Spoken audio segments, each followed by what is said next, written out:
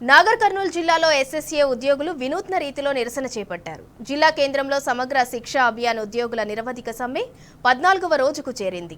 వంట వార్పు చేసి ప్రభుత్వంపై తమ నిరసనను వ్యక్తం చేశారు. ఇప్పటికైనా ప్రభుత్వం స్పందించి తమ డిమాండ్లను పరిష్కరించాలని, లేకుంటే ఉద్యమాన్ని మరింత ఉధృతం చేస్తామని హెచ్చరించారు.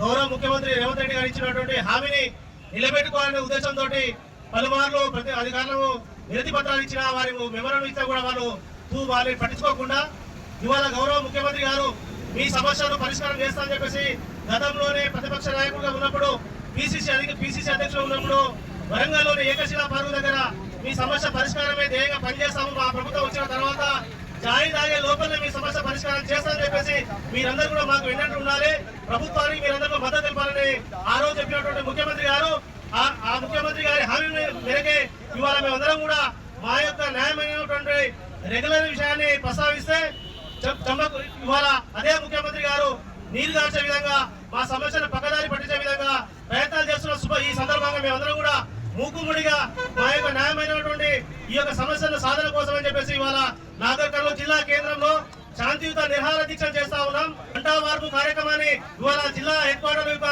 కేంద్రంలో ఇవాళ వంట వార్పు కార్యక్రమాన్ని నిర్వహిస్తా ఉన్నాం.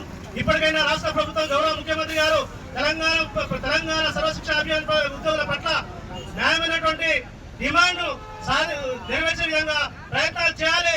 లేని వేళ యావత్ ఈ యొక్క నిరసనను ప్రజాయుతంగా మార్చుతాం, ప్రజాక్షేత్రం తీసుకెళ్తాం, ప్రజాక్షేత్రం ద్వారానే సమస్య పరిష్కారం చేసే విధంగా తీసుకెళ్తామని చెప్పేసి ఇప్పటికైనా ప్రభుత్వం ఆలోచన చేసి మా న్యాయమైనటువంటి డిమాండ్ల సాధన కోసం రావాలని వారిని మరొకసారి విజ్ఞప్తి చేస్తూ డిమాండ్ చేస్తూ